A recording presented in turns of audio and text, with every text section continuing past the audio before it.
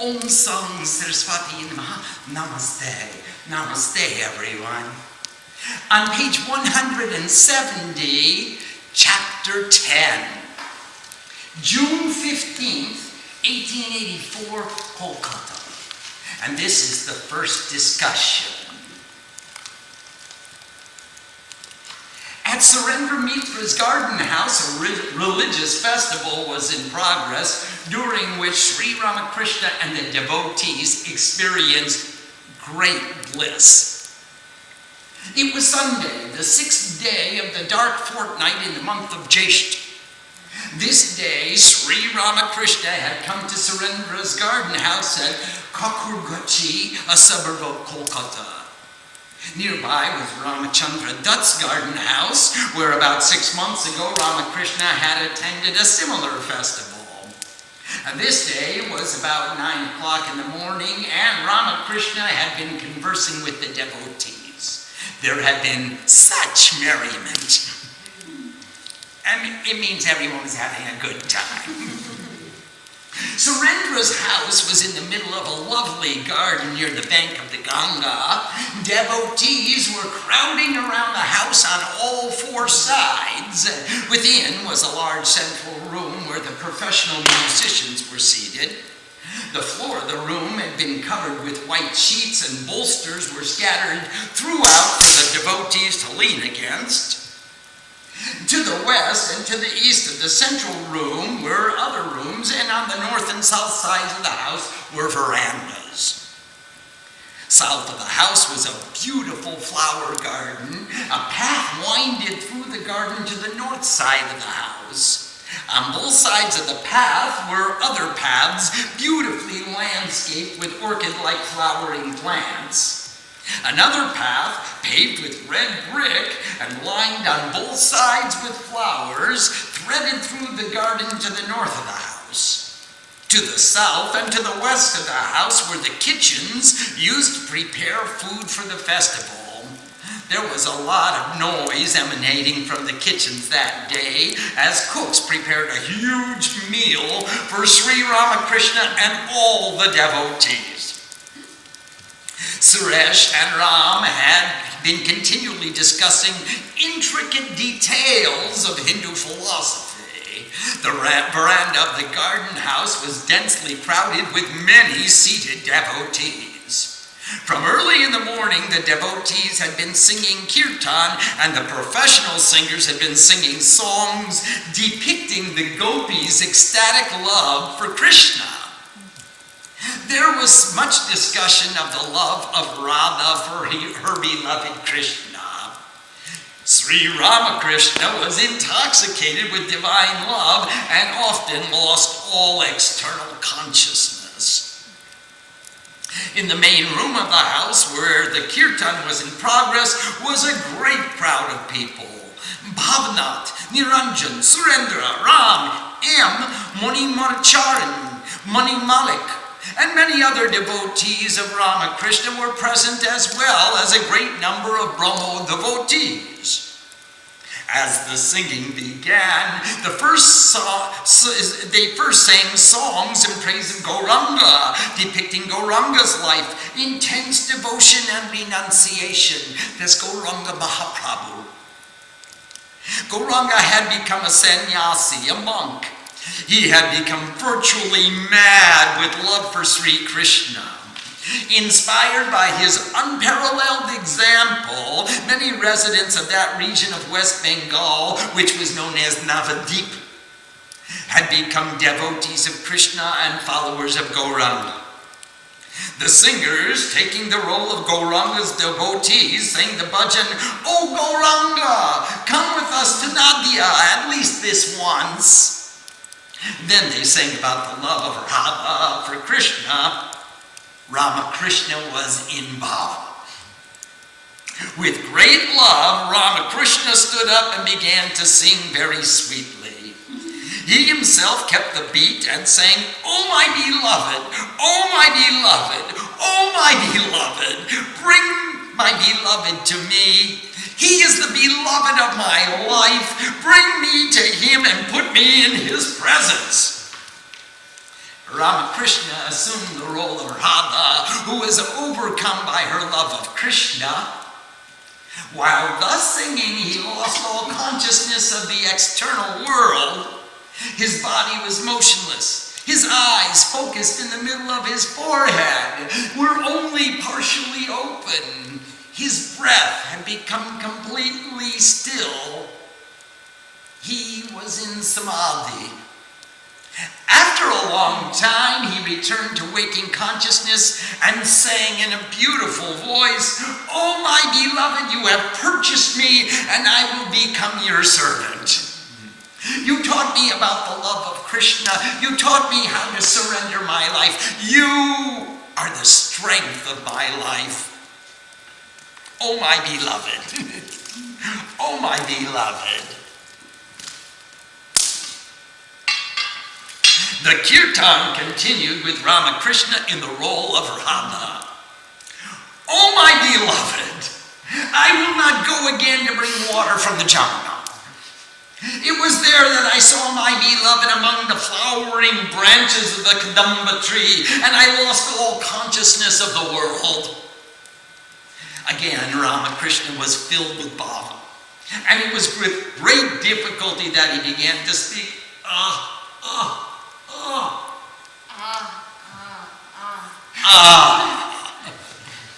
As the kirtan was proceeding, he was totally consumed with the attitude of Radha. "The breeze cools my body, heated by hearing the name of Krishna." Ramakrishna began to keep the beat of the kirtan. "My ornaments have no more value to me. All those wonderful times are gone, and now bad times have come. I have lost my Krishna, and I no longer care for this world." He began to clap his hands as he improvised the line, "Won't Krishna come again?" Then the musician sang an improvised line, "So much time has passed, won't he come today?" The kirtan continued.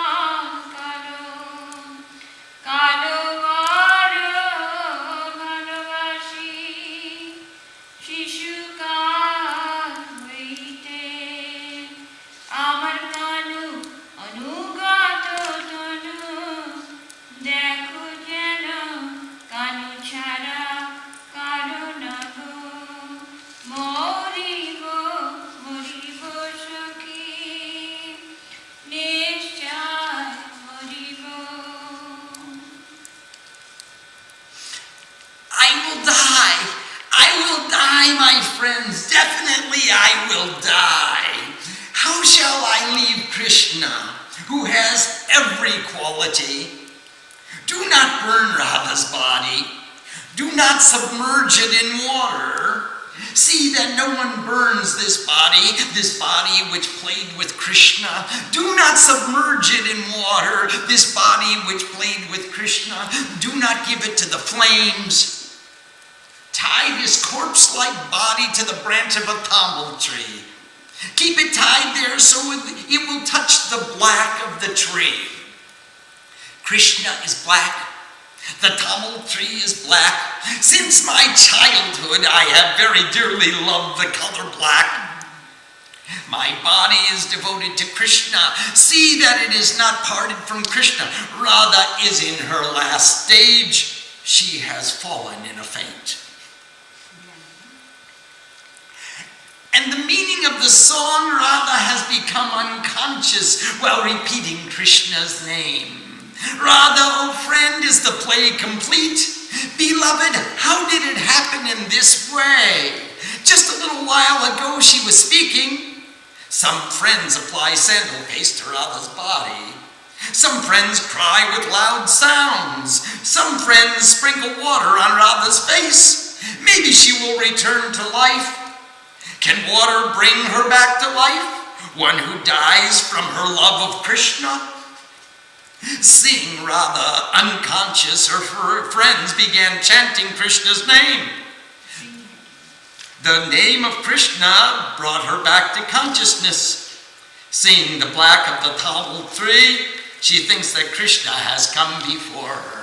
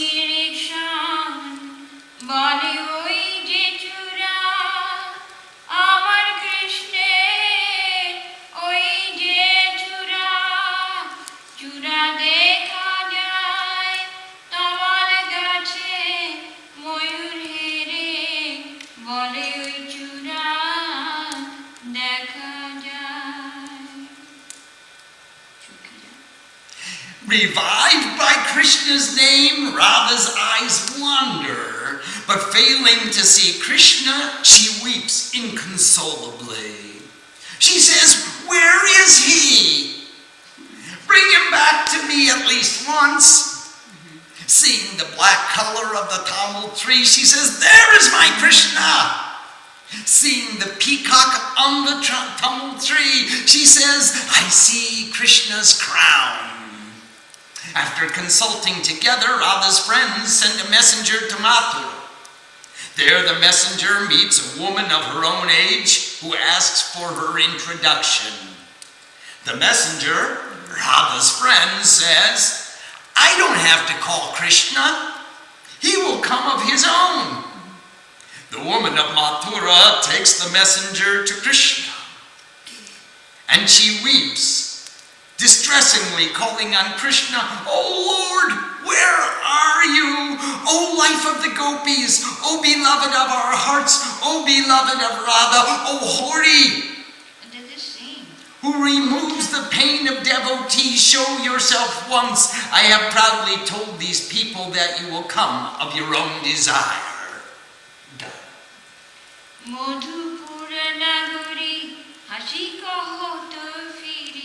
Gopi ko ari hai go, kemon kore bajabi go, emon kangali nirbeshe, saptamodar pare raja boichoto, taha kaha jau binari, kemon kore bajabi tor sahos dekhe, laje mori bol kemone jabi.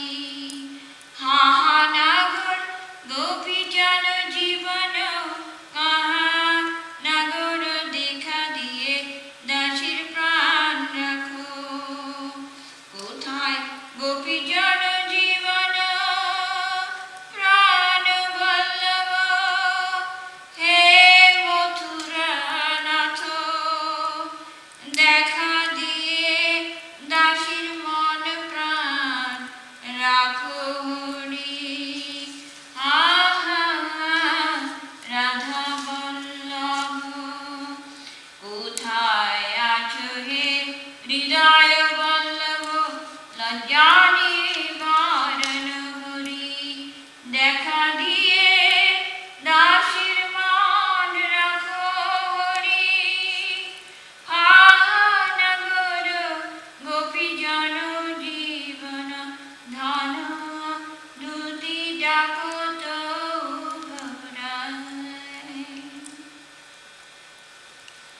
The woman of Mathura turns around and smilingly says, "Oh, poor Gopi, how can you go in the dress of a beggar?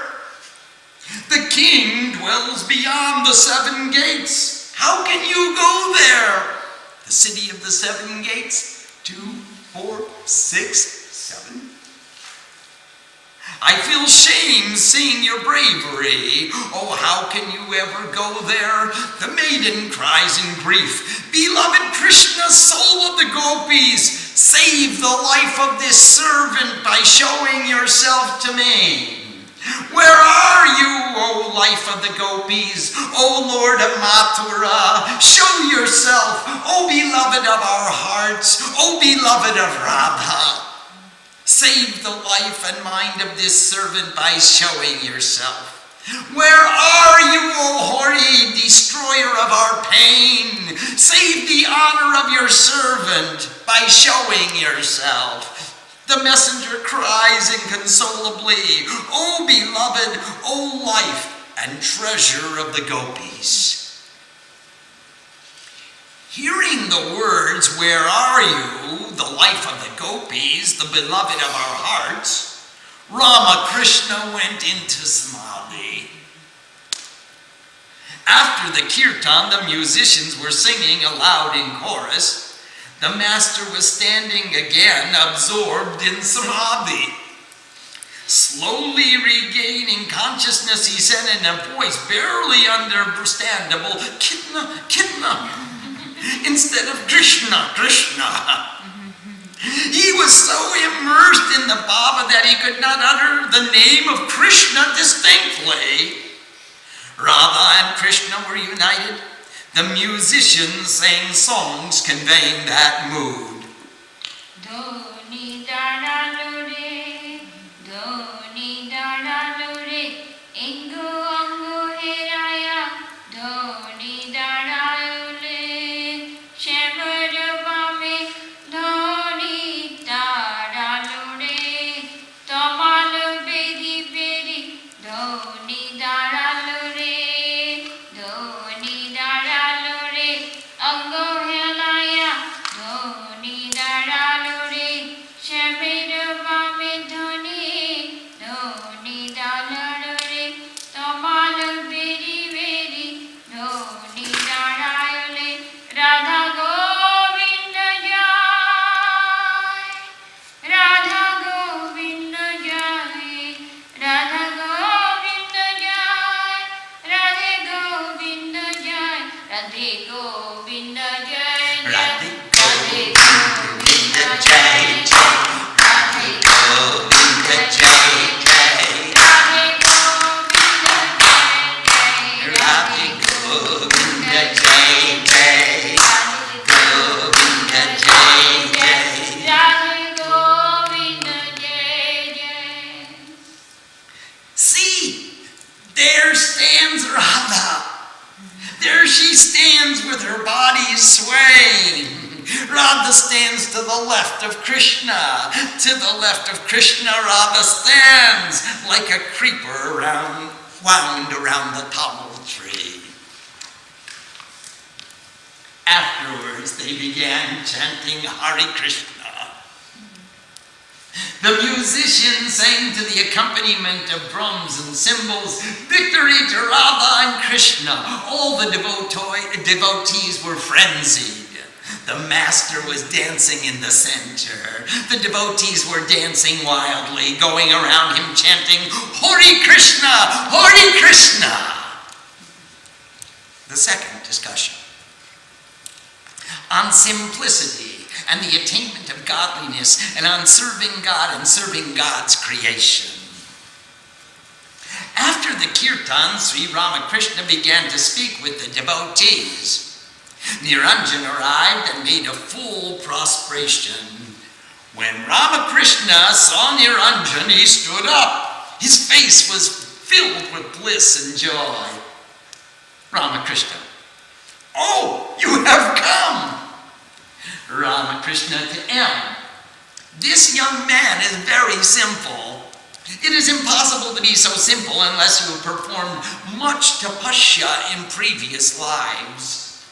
If one is very shrewd, if one is scheming and calculating and always looking to win and for advantage, that person will never find God.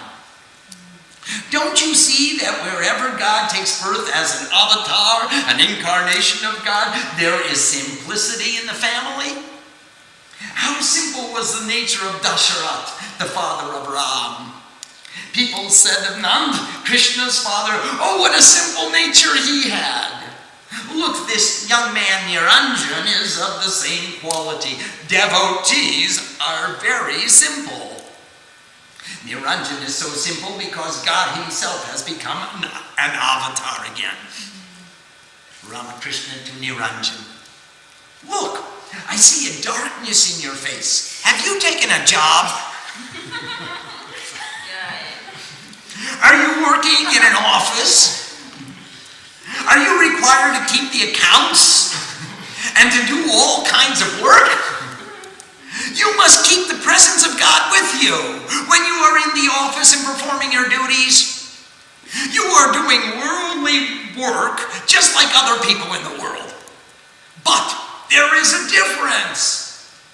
You have accepted employment for the benefit of your mother. Mothers and gurus are to be respected. They are the living forms of God. If I heard that a mother has had to go to work for the sake of her children, I would think that to be contemptible. In other words, the kids should work for their moms, not the mothers for the kids.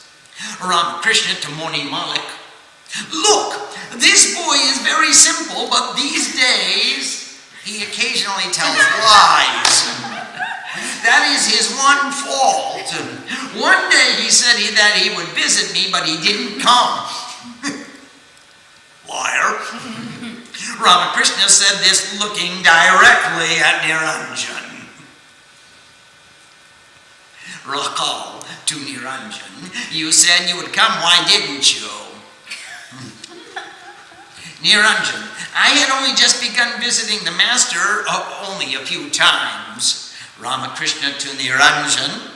M is the headmaster of a school and you went to visit him. Ramakrishna to M. Did you send Babu Ram to see me the other day? The third discussion. Ramakrishna and the love of the Gopis. Sri Ramakrishna was sitting and conversing with 2 or 3 of his devotees in one of the rooms to the west of the large meeting room.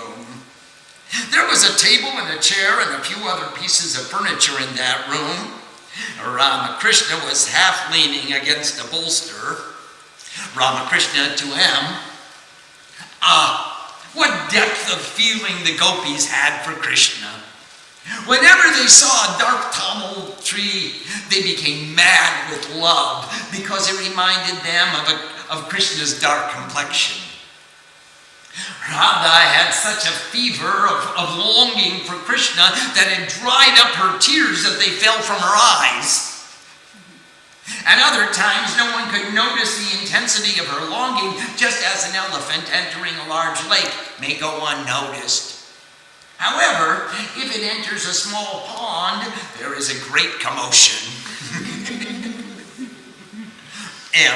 Yes, it was similar with Chaitanya Mahaprabhu. Whenever he saw a forest, he would at once remember Vrindavan. When he saw the ocean, he would think of the sacred Jamuna. Ramakrishna, if anyone has even a drop of such love, what feeling, what joy! It is not 100%, it is not 100%, it is 125%. This is called being mad with love for God. In a word, you have to love God. One must be sincere and focused and really determined. You can choose a path with form or without form. If you choose a path with form, it can be the form of a human avatar or the form of a deity.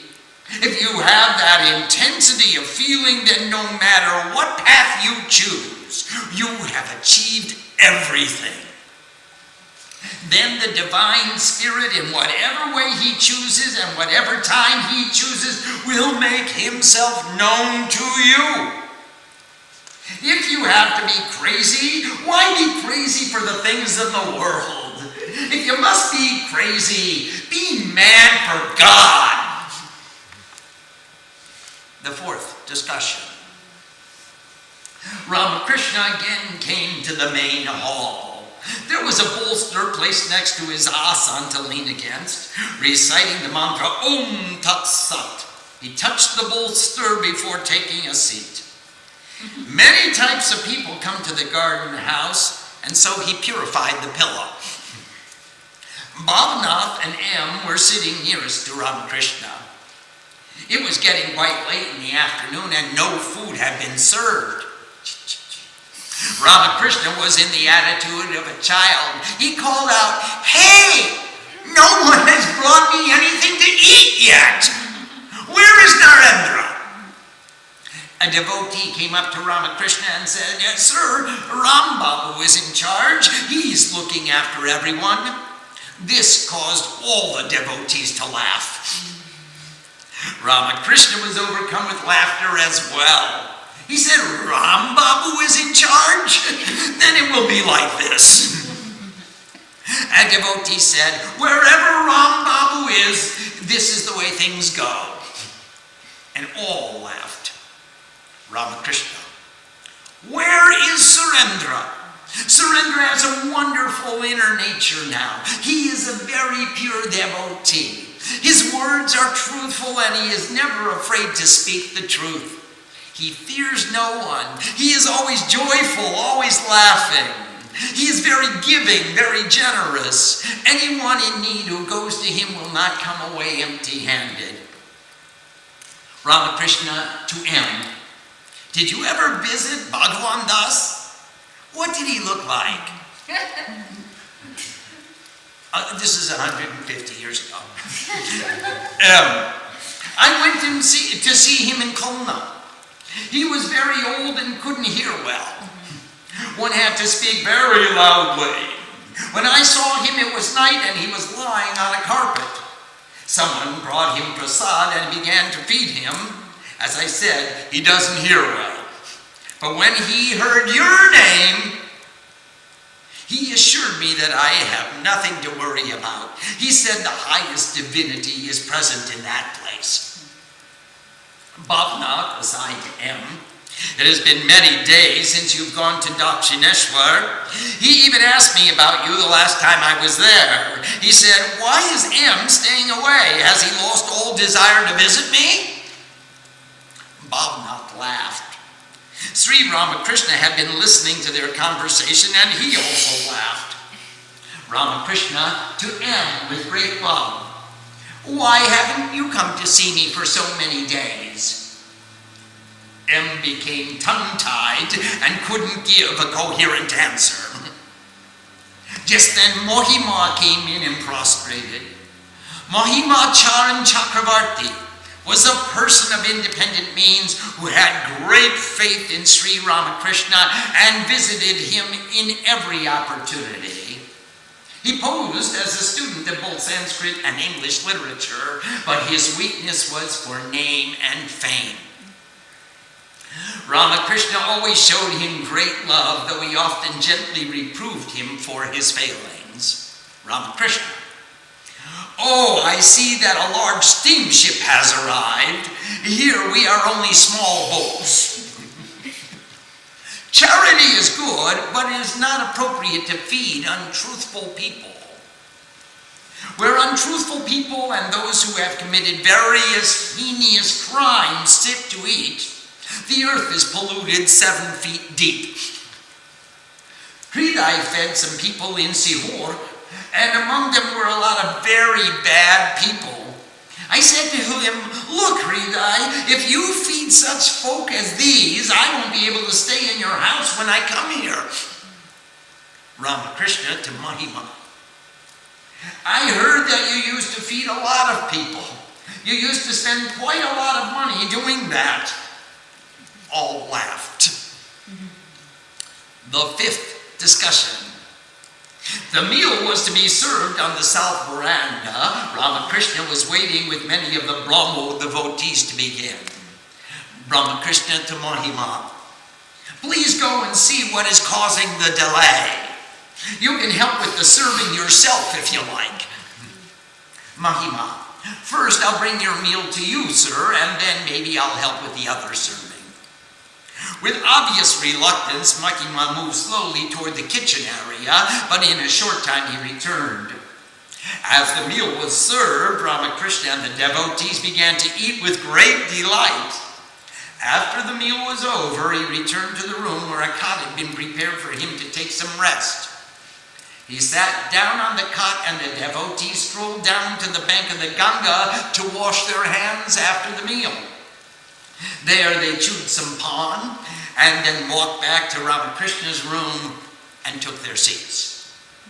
It was afternoon at about 2 o'clock when Pratap came in and saluted Sri Ramakrishna.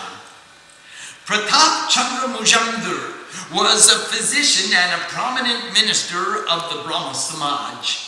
He had been educated in England and America. Though he criticized the West as being overly materialistic, he, along with the Brahma Samaj, disbelieved in the Hindu deities and the worship of images. Ramakrishna, returning the greeting, Namaskar. Pratap, sir, I went to the mountains all the way up to Darjeeling. Ramakrishna, but your body is not so strong. You went to Darjeeling in order to recover, to gain some strength. You didn't get any benefit from going there. What illness were you suffering from? Pratap, I have the same disease that Keshav died of. Pratap, speaking of Keshav, even in his youth he had dispassion towards worldly things. As a student at the Hindu college, Keshav was great friends with Satyendra, Devnath Tagore's son, and through him became acquainted with Devendranath, who was also the father of Rabindranath, the poet. Keshav practiced yoga meditation and also bhakti, devotion to God. Sometimes his devotion became so great that he fainted. The foremost objective of a householder is to practice dharma, or righteousness, in their lives. Keshav was a great example of how this is to be done. The subject turned to the egoism of worldly people. Pratap, even some of the women of our country have traveled to other countries. One Maratha lady went to England to study and later even became a Christian. Sir, did you ever hear of this lady? Do you know her name? Ramakrishna? No. But from what you say, I can understand that she has some desire for eminence in the eyes of society. That kind of attitude is not good. The concept, I am the doer, comes from ignorance. The belief, oh Lord, you alone are the doer, is born of wisdom. God is the doer. No one else does anything.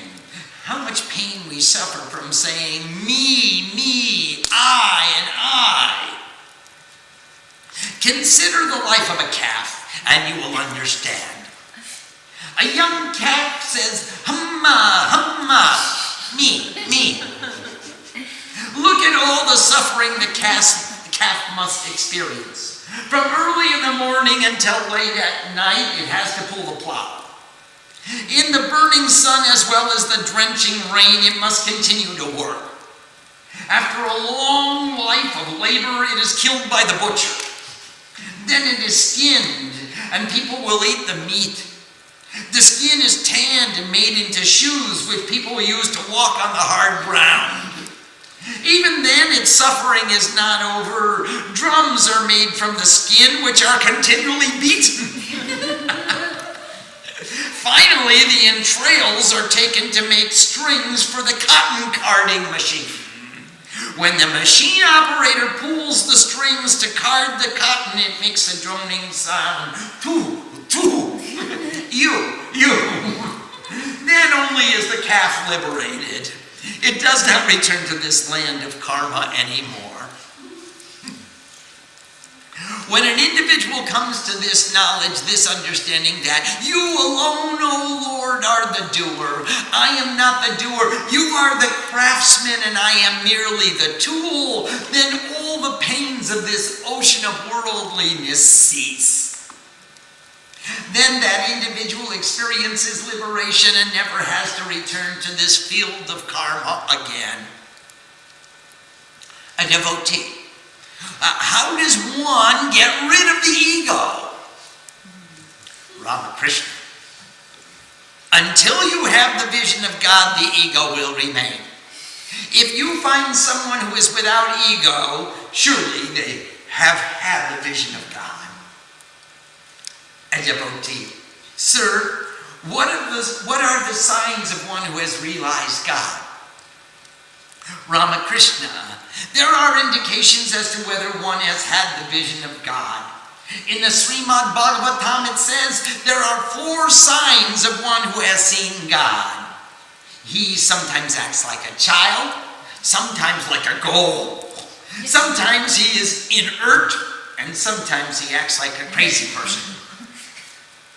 Those who have seen God have the nature of a child. They go beyond the 3 gunas. They are unattached to any of the qualities. Sometimes they behave like a goal because to them purity and impurity are equal. Sometimes they are like crazy people. They have no sense of shame or modesty. They may take off all their clothes, put them under their arm, and walk around naked. Sometimes they just sit down silently and still like inert matter. A devotee. After the vision of God, does the ego completely go? Ramakrishna. Sometimes God just takes the ego and completely erases it, like when we are in samadhi. In other cases, he keeps a little bit of the ego and protects it. That ego can commit no fault. It is like the ego of a child. A 5-year-old child says, I, but he doesn't want to do anything evil or cause harm to another being. If you touch the philosopher's stone to iron, the iron becomes gold. Even an iron sword becomes gold. The form of the sword remains, but it can't cause harm to anyone. You don't injure anyone. You can't fight in a battle with a golden sword. The 6th discussion. The worship of materiality in foreign countries. Is the purpose of life to do work in the world or to realize God? In the Kali Yuga, which is best, the path of union through action or the path of union through devotion?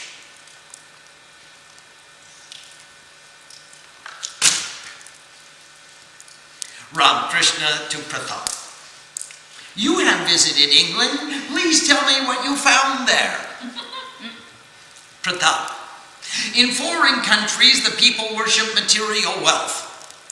Certainly there are a few very good people there as well. There are various kinds of people, but most are bound by rajas. I saw that very much in America also. Ramakrishna to Pratap. It's not true that worldly ideas are only found in foreign countries. They are present everywhere. Activity and work are only the first stage in sadhana. The highest quality or guna is called sattva. Sattva is the quality of balance, truth, devotion, discrimination between what is real and what is unreal, renunciation and compassion. Rajas, which motivates activity, is the quality of desire and enjoyment. That is why we see that rajas often degenerates into tamas, the quality of darkness, bondage, and confusion. When one is involved in many works, it is easy to forget about God and higher ideals. Then all your desires and attachments will bind you. There is no need to renounce all action. In fact, your very nature will make you to act. With or without desire, you will be required to act. That is why it is said to work with all your energy, but don't long for the fruits of your work. It is like performing religious disciplines, worship, japa, austerities. You don't perform these to impress other people. They are done for the spiritual benefit alone. Work and activity in the world can be done in exactly the same way. This is called karma yoga. It is difficult, especially in the Kali Yuga. We may think that we are doing good works with no personal motivation, but selfishness creeps in from where no one knows. Even I did a great worship. I gave many alms to the poor and I served those who were in need. I thought that I was doing a very noble deed without any selfishness. But from where did the idea come that I would get status in the eyes of my fellow men? At that time, it was impossible for me to renounce all my selfishness. Only when I had the vision of God could I give up all sense of self. A devotee. If one hasn't had the vision of God, then what is the way? How can one just stop all the worldly thoughts? Ramakrishna. In the Kali Yuga, the path of devotion is appropriate. Sing the names and the glories of God as Narad and others did.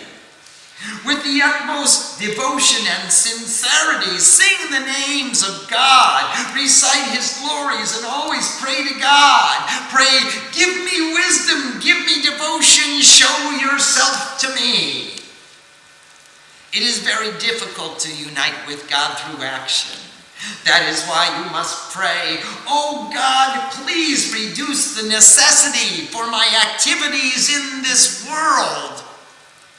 As for the work that you have given me, please let me always remember that it is only through your grace that I have the privilege of doing work for you. Please don't give me a lot of desires to bind myself with more karma. Please! I am unable to renounce all this activity." When someone thinks I am meditating, this also is karma. When you get true devotion, all the worldly thoughts will leave of their own accord. They won't want us anymore. Once one has tasted sugar candy, he no longer has any taste for common jaggery. If you've eaten the purified sugar candy, then the common gur, kacha sugar is no longer tasty. A devotee. They say that in foreign countries the people are very industrious. They just keep acting and acting. Ramakrishna. The objective of human life is to realize God.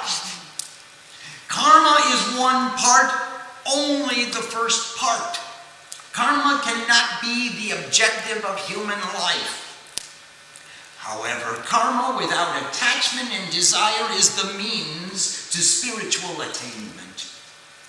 Shambhu Malik said, "Please bless me that I can use all the wealth that I possess for the poor and for public services and for the benefit of society." I said to him, "If you can do all those things without any selfishness creeping in, then it will be fine. But it's very difficult. The objective of human birth is to attain God. It is not to build hospitals and dispensaries. If God appeared before you and said, 'Ask a boon of me,' what will you say to him? Will you say, 'Oh Lord, please give me hospitals and dispensaries to run'? Won't you say instead, 'Oh God, give me pure devotion to your lotus feet'?" Ramakrishna. These hospitals and dispensaries are transitory. God is the only true, pure, and eternal reality. All else is passing. If you attain to God, you will understand that He alone is the doer. We are not the doers. Why would you leave God and go after all these other works in the world? If you can realize him and if he has the desire, he can create lots of hospitals and dispensaries. That is why I'm saying that karma is only the first step. It is not the objective of life. If you do your spiritual practice and go forward, ultimately you will know that God is the one true reality. Everything else is transitory. The realization of God is the objective of life.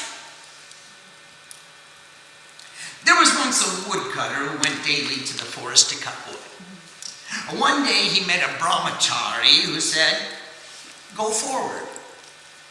The woodcutter went home and began to think about it. Why did that brahmachari tell me to go forward? Some days passed. One day, while taking a brief rest from work, he remembered the words of the brahmachari. He said to himself, "Today I will go farther." That day the woodcutter went deeper into the forest than he had ever gone before. And there he found a whole grove of very valuable sandal trees. With great delight he took out many loads of sandalwood. He went to the marketplace and became a very wealthy man. In this way, time passed, until one day he again remembered the brahmachari and what he had been told. He thought, why did the brahmachari say to go forward? So that day he went even farther into the forest, and he came to the bank of a river where he found a silver mine. He could not imagine such a thing even in a dream. He began to extract silver from the mine, and he took it to the market where he sold it, and he became fabulously rich. He then said to himself, "This is why he asked me to go forward." Living a life of great wealth, it was quite some time before the words of the brahmachari began to ring in his ears again. Go forward. The woodcutter began to think, the brahmachari didn't tell me to stop at the bank of the river. He told me to go forward. So the next day he returned to the forest and crossed the river. There he found a gold mine. Later, he even found a diamond mine, and then he became as wealthy as the Lord of Wealth. And that is why I'm telling you that whatever you do, go forward, and you will find better things ahead.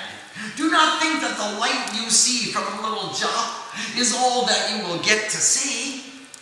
But action is not the purpose of life. If you go forward, the action can become free from selfish desire.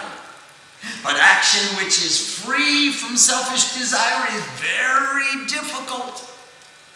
Which is why it is recommended that with sincere devotion you pray, "Oh God, give me true devotion to your lotus feet and reduce my necessity to act. And that amount of action which you leave for me, let me perform without selfish attachment." If you continue to go forward, you will attain to God. You will get his darshan. You will be able to converse with him. Now the conversation turned to the disciple as to who would occupy the dais in the temple, since Keshav had ascended to heaven. Ramakrishna, speaking to Pratap, "I heard there was a dispute with you as to who would occupy the dais. Those who fought with you were unqualified people. Any Tom, Dick, or Harry." Everyone laughed.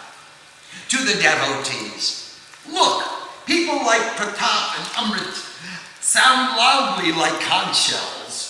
The others try to sound, but no noise comes out at all." Pratap, "Great sir, Mahashai, if you talk about making a sound, well, even a mango pit can make a sound." Let's pause here and see if there are any questions for discussion this evening. Swamiji, I have a question from page 165. Yes, please. from the song. Yes. In the middle of the song, it says, purity and impurity are your two wives. What does it mean to have impurity as your wife? All of us are married to all of the opposites. Too much and too little are pervading. And they're always with us, just like a devoted wife never stops thinking about her husband or her family in the same way. All of the opposites, suchi asuchi, purity and impurity, are the two wives. Now, how can we teach them to love each other? In a house with two wives, there's always a little bit of quarrel and dissension. They never quite really gel together. There's always a little bit of one-upmanship going, who will be the favorite wife. Now, how can we find God? When we can make purity and purity, our two wives embrace each other and hold each other in loving embrace. Then we get to be at peace. We're beyond purity and impurity. Apavitro pavitro va sarvavastam gatopiva. Yahasmari pundari kaksh sabyavyantara suchi. Whoever remembers that lotus-eyed, radiant consciousness of purity, all-pervading consciousness is conveyed to radiant purity. He goes beyond suchi or suchi, apavitra pavitra. He goes beyond all the opposites. He just remains one and embraced with the consciousness that's all-pervading. And that's what the song is talking about. Are there other questions? Swami, there's a question from Wendy from New Jersey. Namaste, Wendy Ma. Pranam Mayan Swamiji, page 176 discusses simplicity. Can you please speak more about the difference between having a simple nature and leading a simple life? Thank you. Having a simple nature means not coveting all the things of the world. Just being content with what you have and content to see other people having those things. And also observing how burdened they are by their things. Those things own them more than we own the possessions. Now when we're simple, we're free, we're true, we're unafraid, and that's the simple nature. Now a simple life cultivates or breeds or is conducive to that simple nature. If you fill your environment with stuff, you gotta be working for the stuff. Whereas you fill your environment with God, your house, your environment is filled with love.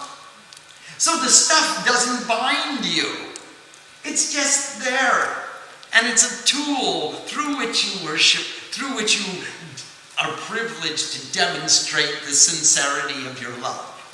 So that's how a simple nature and a simple lifestyle work together.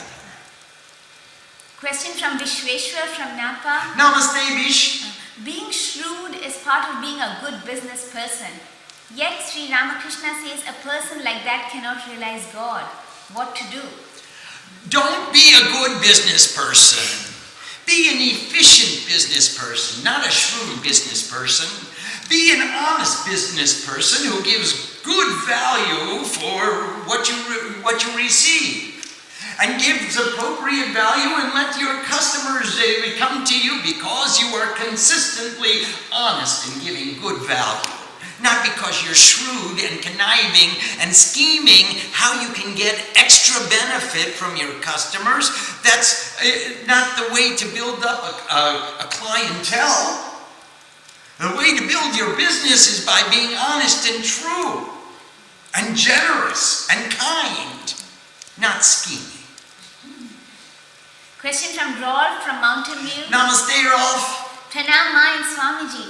I once heard advice that if one has lost loving feelings for a spouse, he should do loving actions and the feeling will return. Is that true for God also?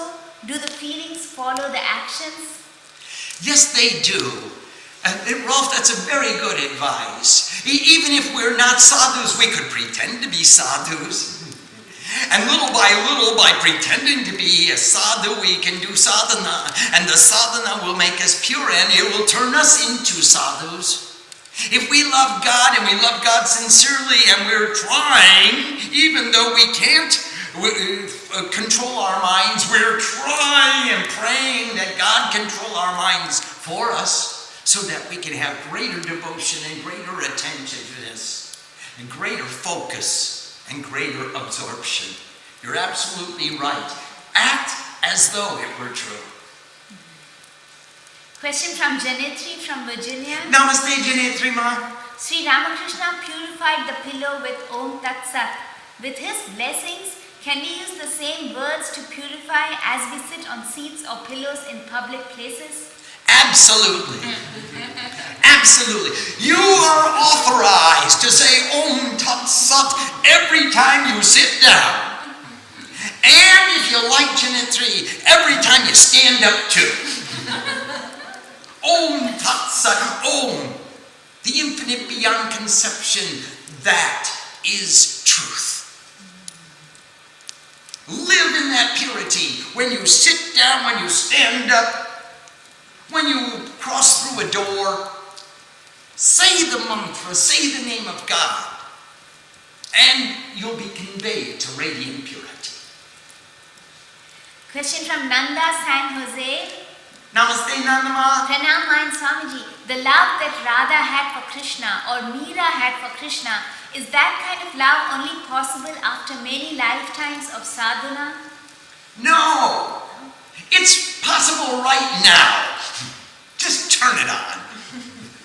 Just put yourself in that state of love. And don't wait to become the beloved. Just be privileged to be a lover. Swamiji, on page 178, Sri Ramakrishna says you have to love God and to be focused and really determined. Is love not something that happens naturally? Why should we be determined and focused to love God? Please help me understand. Love is a state of attention. When you want to learn something, you pay attention to it. When you want to respect someone, you pay attention to that person. When you love someone, you pay even greater attention. When you worship, you pay even greater attention.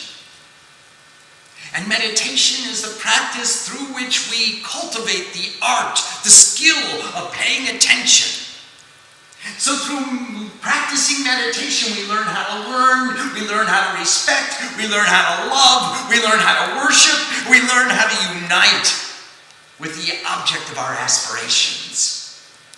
And that's why love is, although it's a natural phenomenon, it's not something that descends upon poor little old unworthy me. It's something that we cultivate. How do I become a lover? How do I focus my attention on my beloved? And how do I demonstrate the sincerity of my love just to the exclusion of delusion? Om Sam Saraswati Namaha. Namaste.